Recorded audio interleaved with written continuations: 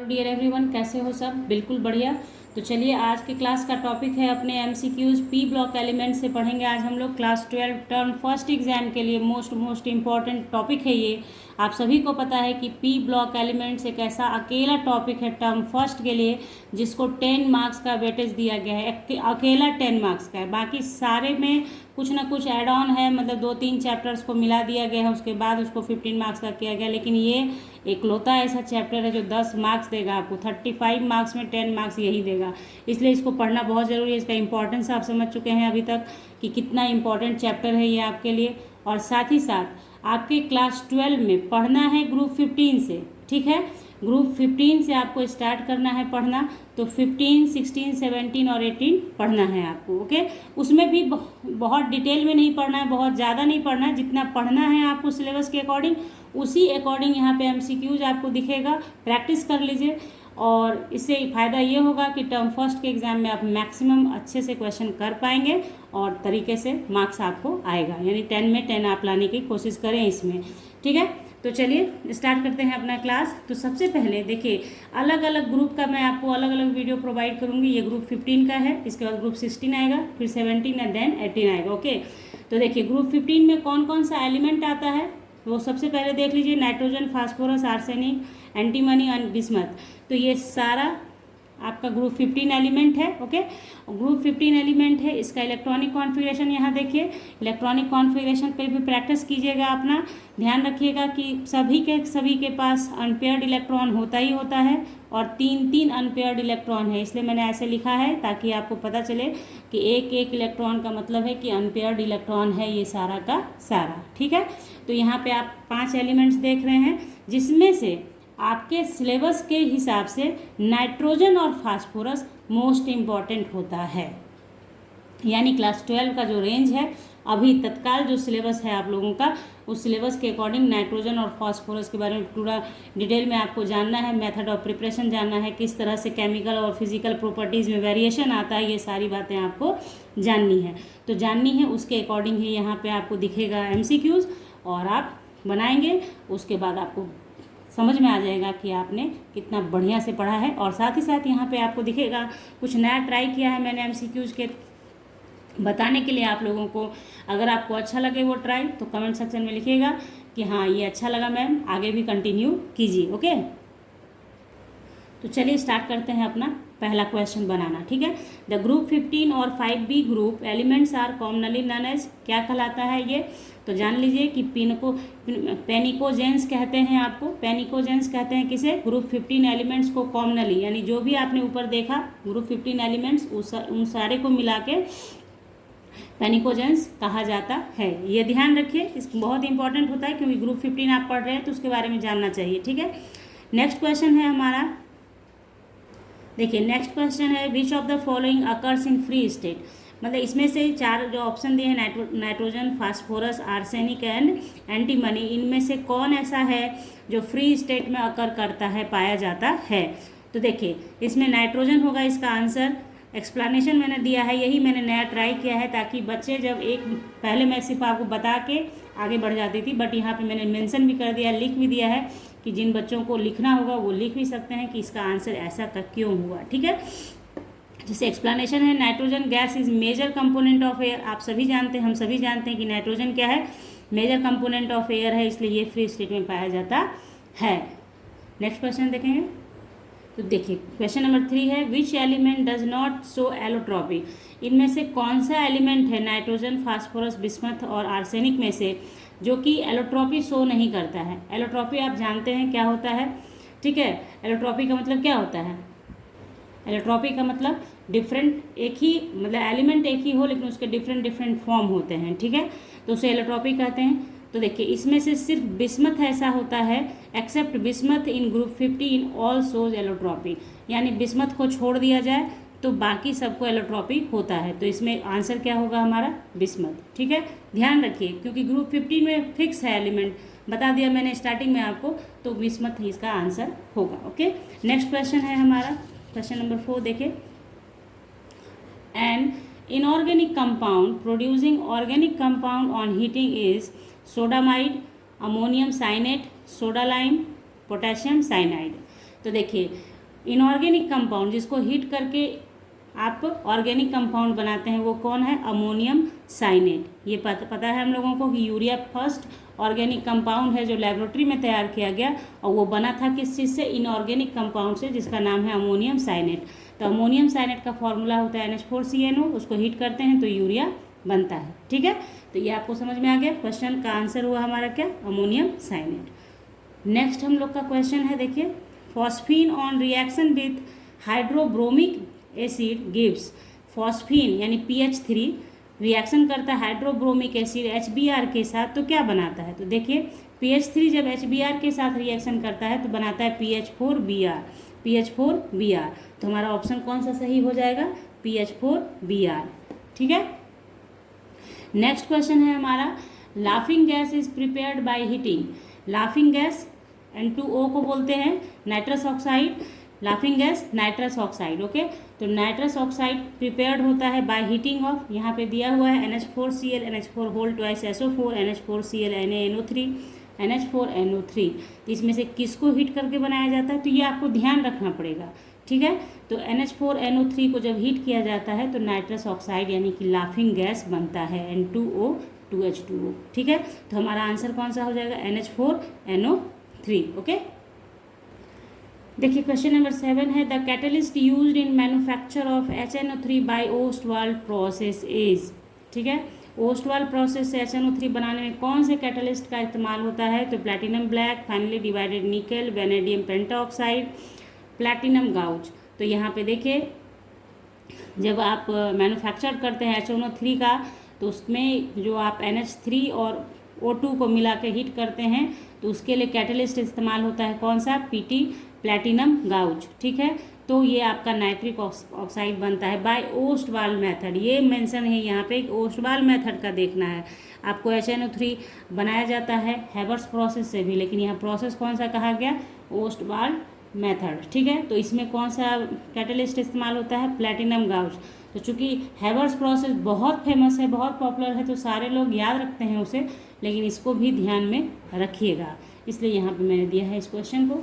ठीक है, तो देखिए क्वेश्चन का आंसर हमारा हो गया D प्लैटिनम गाउच। ठीक है, क्वेश्चन नंबर 8 है हमारा, the molecular formula of phosphorus is. तो इसमें देखिए फास्फोरस का मॉलिकुलर फॉर्मूला कौन सा होता है, तो हम देखिए फास्फोरस जो होता है वो टेट्रा एटॉमिक मॉलिक्यूल होता है, यानी P4 फॉर्म में पाया जाता है, P4 फॉर्म में, टेट्रा एटॉमिक मॉलिक्यूल यानी P4 इसका आंसर होगा। ध्यान रखिएगा फास्फोरस जो होता है उसका मॉलिकुलर फॉर्म क्या होता है, जनरली क्या होता है, molecular form generally 2 item add होके बन जाता है, लेकिन यहाँ पे क्या होता है, P4 होता है। ठीक है, नेक्स्ट है हमारा question, the chemical use for cooling in refrigeration और in manufacture of ice is.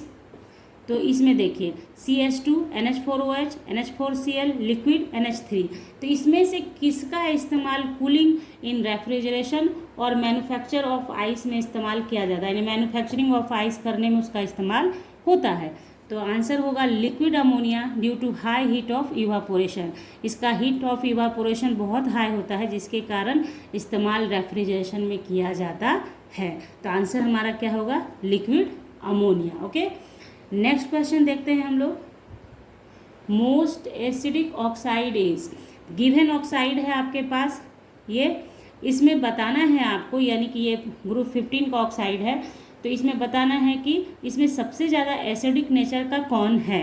तो देखिए इसमें ट्रेंड्स याद रखना पड़ेगा आपको कि acidic character down to group आने पर बढ़ता है या घटता है, लेफ़्ट टू राइट जाने पे क्या होता है, ये आपको दिमाग में रखना होता है। यानी जो आपने क्लास 11th में पीरियोडिसिटी और इन प्रॉपर्टीज़ पढ़ा है ना, उसका नॉलेज होना चाहिए आपके पास, तो बनाने में आसानी होती है। ठीक है, तो यहाँ पे देखिए the acidic character of oxide decreased down the group, यानी ग्रुप में जब आप डाउन आते हैं तो आपका एसिडिक कैरेक्टर ऑक्साइड का घटता है। तो इसमें आप देखेंगे कि सबसे नीचे कौन है, तो बिस्मथ सबसे नीचे है, तो आंसर कौन होगा, बिस्मथ। यानी डाउन टू ग्रुप जब आते हैं तो एसिडिक कैरेक्टर ऑक्साइड का घटता है। ठीक है, तो बिस्मथ चूंकि सबसे नीचे है इसलिए यहाँ पे आंसर क्या होगा, बिस्मथ। तो बिस्मथ ऑक्साइड हमारा आंसर हो गया। नेक्स्ट क्वेश्चन है हमारा, the best absorbent for NH3 is, यानी कि NH3 के लिए बेस्ट एब्जॉर्बेंट का काम कौन करता है? तो वाटर, H2SO4, NaO, NaOH, ठीक है। तो देखिए चूँकि NH3 जो है आपका बेस है, बेसिक कैरेक्टर होता है NH3 का, तो बेस को एब्जॉर्बेंट कौन करेगा, एब्जॉर्ब कौन करेगा? जो कि एसिड होगा। बेस और एसिड आपस में रिएक्शन कर सकते हैं, न्यूट्रलाइजेशन रिएक्शन होता है। तो यहाँ पे आंसर हमारा क्या होगा? H2SO4। एक्सप्लेनेशन देखिए, NH3 is base and H2SO4 is acid. H2SO4 acid है, NH3 बेस है, दोनों आपस में रिएक्ट करेगा, यानी बेस्ट ऑब्जर्वेंट का काम कौन करेगा एब्जॉर्बेंट का? H2SO4, ठीक है। देखिए नेक्स्ट क्वेश्चन है हमारा, in the treatment of leukaemia is used.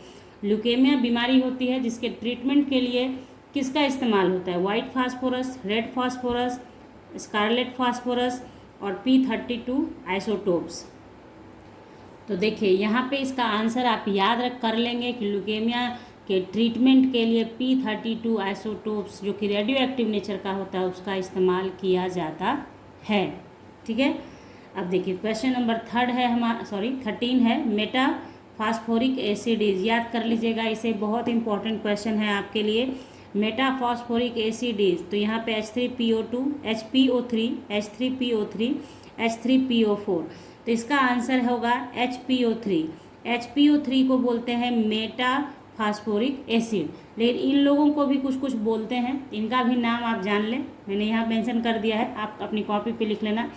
H4P2O7 को पायरोफॉस्फोरिक एसिड कहते हैं, H3PO4 को ऑर्थोफॉस्फोरिक एसिड कहते हैं और H3PO3 को ऑर्थोफॉस्फोरस एसिड कहते हैं। PO4 हो गया तो ऑर्थोफॉस्फोरिक हो गया, H3PO3 है तो ऑर्थोफॉस्फोरस एसिड कहा जाता है। क्लियर? तो ये हो गया हमारा क्वेश्चन नंबर 13। अब यहाँ पे क्या है कि आपको मेटामॉर्फिक भी हो गया, ऑर्थोफॉस्फोरस और ऑर्थोफॉस्फोरिक आएगा तो भी आप उसके लिए तैयार रहेंगे कि इसका क्या होता है। Okay, clear? नाउ नेक्स्ट बढ़ते हैं हम लोग 14 पे। 14 है हमारा hydride of nitrogen having lowest oxidation number of N। यहाँ पे दिया हुआ है हाइड्राइड ऑफ नाइट्रोजन आपका, और इसमें बताना है कि नाइट्रोजन का लोएस्ट ऑक्सीडेशन नंबर कहाँ है, किसका है, ठीक है। तो देखिए इसमें ऑक्सीडेशन नंबर आपको निकालना है, तो N in NH3 has -3 oxidation number, the lowest value of oxidation number. NH3 देखिए ये लिखने का तरीका सिर्फ ऐसा कर दिया उल्टा पुल्टा, H3N, तो लग रहा है जैसे कि NH3 नहीं कुछ और ही है, लेकिन वही है, NH3 ही है, ये H3N लिखा गया है।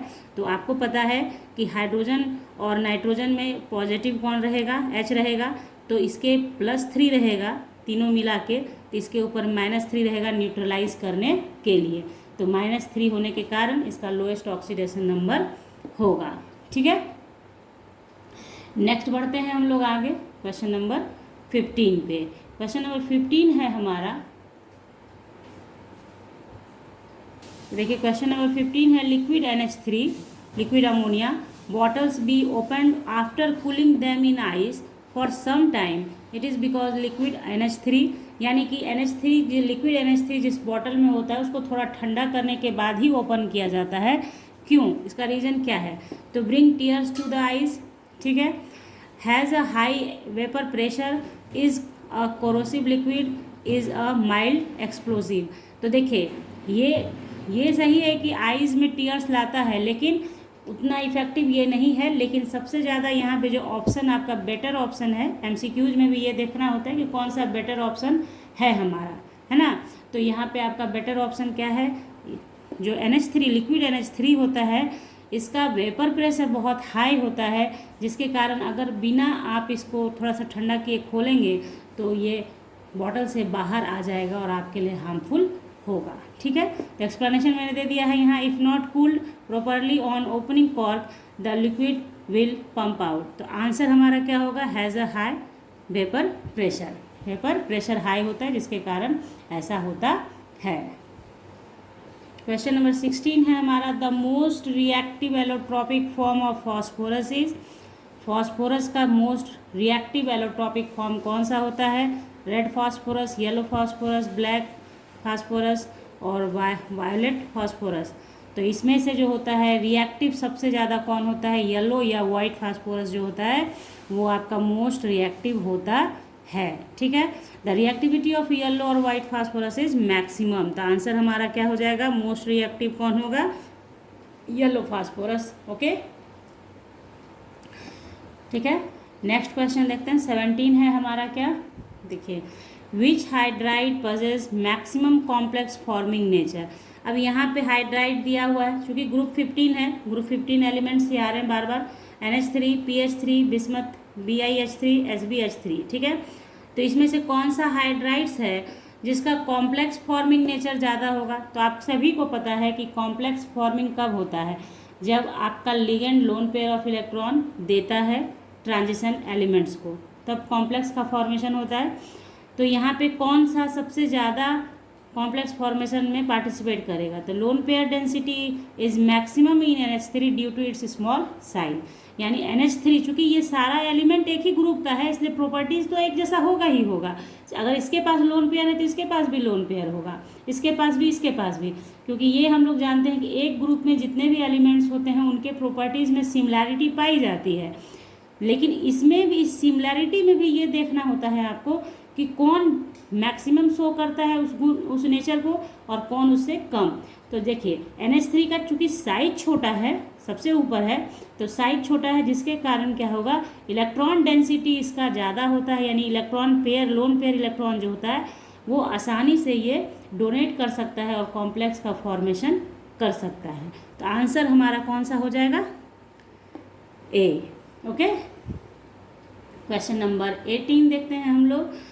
विच हाइड्राइड इज मोस्ट स्टेबल। अब फिर यहाँ पे आपको हाइड्राइड दिया हुआ है अलग अलग, अब बताना है कि इसमें से स्टेबिलिटी किसकी अधिक है, कौन सा स्टेबल ज़्यादा है। तो देखिए, the stability and basic character of hydrides decreases down the group. हम लोग यहाँ पे जान गए कि स्टेबिलिटी और बेसिक कैरेक्टर जो होता है, जैसे जैसे आप डाउन द ग्रुप आते हैं वो क्या होता है, डिक्रीज करता है। तो डाउन द ग्रुप आप आएंगे तो कौन सा मोस्ट स्टेबल कौन सा हो जाएगा। तो देखिए यहाँ सबसे ऊपर वाला कौन सा एलिमेंट है, नाइट्रोजन है। तो नाइट्रोजन यहाँ पे सबसे ज़्यादा स्टेबल होगा, क्योंकि स्टेबिलिटी और basic character down the group घटता जाता है।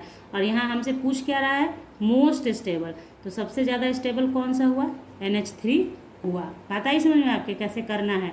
एक्सप्लेनेशन इसलिए दिया है ताकि आप भी अपना विचार कर सकें कि हाँ कैसे इसका आंसर आया। आंसर यही है कि स्टेबिलिटी और बेसिक कैरेक्टर दोनों डिक्रीज करता है डाउन द ग्रुप। तो नीचे वाला एलिमेंट का हाइड्राइड होगा तो उसका स्टेबिलिटी भी कम होगा, बेसिक कैरेक्टर भी कम होगा। तो बेसिक कैरेक्टर में भी हाईएस्ट NH3 और स्टेबिलिटी में भी हाईएस्ट NH3, क्योंकि सबसे ऊपर का एलिमेंट है। ठीक है, क्वेश्चन नंबर नेक्स्ट देखते हैं हम लोग। 19 है हमारा, phosphorus pentaoxide P2O5 can not be use to dry. तो P2O5 का इस्तेमाल इनमें से किसको ड्राई करने में नहीं होता है, nitrogen, ammonia, hydrogen sulphide, sulphur dioxide. तो देखिए P2O5 reacts with NH3 in presence of moisture. चूँकि P2O5 यानी पेंटाऑक्साइड जो है, फास्फोरस पेंटाऑक्साइड रिएक्ट करता है NH3 के साथ इन प्रेजेंस ऑफ मॉइस्चर, इसलिए आप नाइट्रोजन को ड्राई करने के लिए इसका यूज नहीं कर सकते, क्योंकि रिएक्शन कर लेगा, रिएक्शन करके एक अलग ही एलिमेंट आपका बना देगा। ठीक है, सॉरी अमोनिया को। ठीक है, तो यहाँ पे हमारा आंसर क्या हो जाएगा, अमोनिया। यानी कि अमोनिया को ड्राई करने के लिए आप P2O5 का इस्तेमाल नहीं करेंगे, क्योंकि P2O5 जो होगा वो अमोनिया के साथ रिएक्शन कर लेगा। ठीक है, बात आई समझ में आपके। तो ये चीज़ है। नेक्स्ट क्वेश्चन है, the basicity of orthophosphoric acid. अभी जस्ट मैंने आपको ऑर्थोफॉस्फोरिक एसिड बताया था कि H3PO4 ऑर्थोफॉस्फोरिक एसिड होता है। तो बेसिसिटी का मतलब होता है किसी भी एसिड में जितना रिप्लेसेबल हाइड्रोजन होता है वो उसका बेसिसिटी हो जाता है। ठीक है, तो H3PO4 में 3 रिप्लेसेबल हाइड्रोजन है, इसलिए बेसिसिटी इसका क्या हो जाएगा, 3 हो जाएगा। और फास्फोरस एसिड हो जाता, यानी ऑर्थोफॉस्फोरस एसिड होता तो बेसिसिटी 2 हो जाता, क्योंकि रिप्लेसेबल हाइड्रोजन वहाँ पे 2 होता। ठीक है, ये हो गया। क्वेश्चन नंबर नेक्स्ट देखते हैं हम लोग। देखिए क्वेश्चन नंबर 21 है हमारा, nitrates of all metals are metals के जो नाइट्रेट्स होते हैं, ठीक है, वो कैसे होते हैं, अनस्टेबल होते हैं, कलर्ड होते हैं, इनसॉल्युबल इन वाटर होते हैं, सॉल्युबल इन वाटर होते हैं। तो ध्यान से इसको ध्यान कर लीजिए, nitrates of all metals are, nitrates and acetates of all metals are water soluble, यानी कि जो भी आपके मेटल्स का नाइट्रेट हो, मेटल्स का एसीटेट हो, वो सारे के सारे सॉल्युबल इन वाटर होते हैं। ध्यान रखिए इन चीज, ये मतलब कुछ क्वेश्चंस ऐसे होते हैं जो आपने अपने जहन में बैठा लिया उसको, तो फिर कभी निकलेगा नहीं। Nitrates of all metals are soluble in water, किसी भी मेटल का नाइट्रेट्स हो सॉल्युबल इन वाटर होगा, ठीक है। नेक्स्ट क्वेश्चन देखिए, बहुत इंपॉर्टेंट है ये क्वेश्चन, ध्यान से समझिएगा इसे। In the compound of type POX3 P atom shows multiple bonding of the type p pi d pi d pi d pi p pi p pi, no multiple bonding, ठीक है।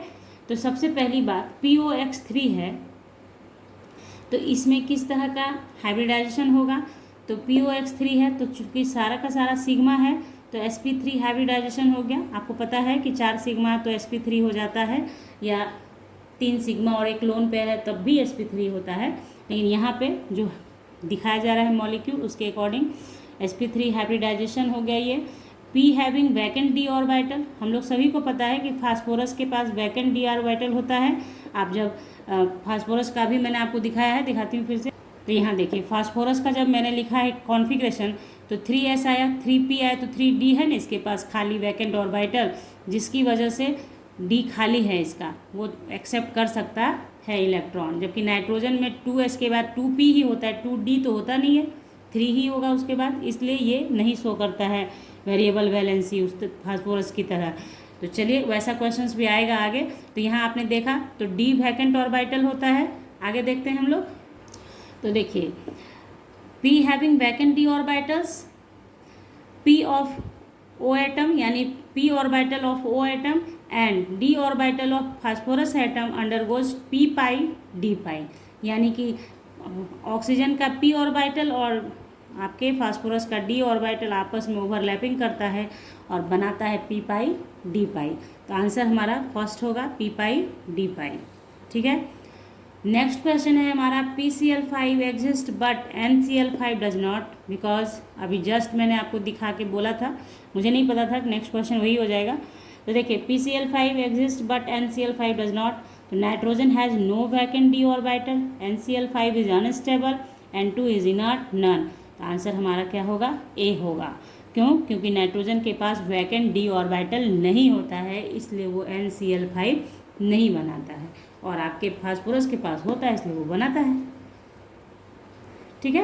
Question number 24 है हमारा, देखिए the largest bond angle is in, तो इसमें 4 hydride दे रखा है, इसमें बताना है कि सबसे बड़ा बॉन्ड एंगल किसका है, NH3 का, PH3 का, ASH3 का, SBH3 का।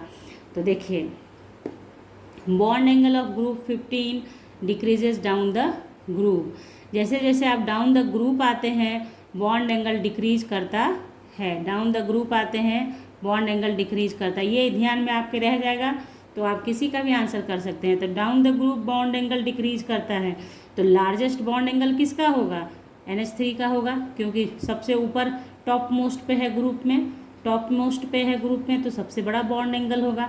जैसे जैसे नीचे आएंगे तो बॉन्ड एंगल डिक्रीज करेगा, तो बॉन्ड एंगल छोटा होता चला जाएगा। तो सबसे बड़ा NH3 का और आपका, ठीक है। नेक्स्ट क्वेश्चन 25 नंबर है हमारा, क्या देखिए the hydrolysis of PCl3 produces, PCl3 का जब हाइड्रोलिसिस करते हैं, हाइड्रोलिसिस मतलब होता है वाटर के साथ रिएक्शन कराना, तो क्या बनता है, तो ये चीज़ आपको ध्यान रखना पड़ेगा, ठीक है, या थोड़ा सा कुछ याद भी करना पड़ता है कि हाइड्रोलिसिस ऑफ PCl3 करते हैं यानी वाटर से रिएक्शन कराते हैं, तो H3PO3 प्लस 3HCl, तो ये बैलेंस करने के लिए है, ये 3 जो लगा है ये बैलेंस के लिए है, आप इसको समझें H3PO3 और HCl बनता है। तो यहाँ ऑप्शन ढूंढें कहाँ है, तो बी नंबर देखेंगे आप, H3PO3 प्लस HCl, तो बी नंबर हमारा ऑप्शन हो जाएगा, ठीक है। कि PCl3 का जब आप करवाते हैं हाइड्रोलिसिस, तो H3PO3 और HCl बनता है। तो इस तरह से यहाँ पे हम लोगों ने 25 क्वेश्चंस किया है ग्रुप 15 से, ठीक है। और भी क्वेश्चंस ग्रुप 15 से आएंगे आपके लिए, तो पहले आप ये 15 तैयारी कर लें, इसके बाद 16, 17, 18 हम लोग पढ़ेंगे और जानेंगे कि किस तरह से करना है। तो जो मोस्ट इम्पॉर्टेंट क्वेश्चंस था सब पे मैंने कहा है आपसे कि ये देखिए हाइड्राइड ऐसे डाउन टू ग्रुप आने पे क्या होता है, कैसे बढ़ता है, कैसे घटता है, ये सारी बातें डिस्कस की हैं हमने।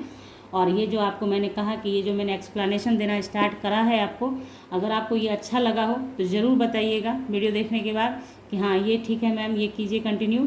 तो अगले वीडियो में भी कंटिन्यू कर दूँगी इस चीज़ को। तो चलिए, अब तक तो पता चल ही गया होगा कि आपको अच्छा लगा या नहीं लगा, या आप समझ पाए या नहीं। तो अगर समझ गए हैं तो लाइक दीजिए, कमेंट कीजिए, शेयर कीजिए और सब्सक्राइब कीजिए चैनल को। तो मिलेंगे आपसे नेक्स्ट क्लास में, नेक्स्ट वीडियो में। तब तक bye, thank you, take care, have a nice day.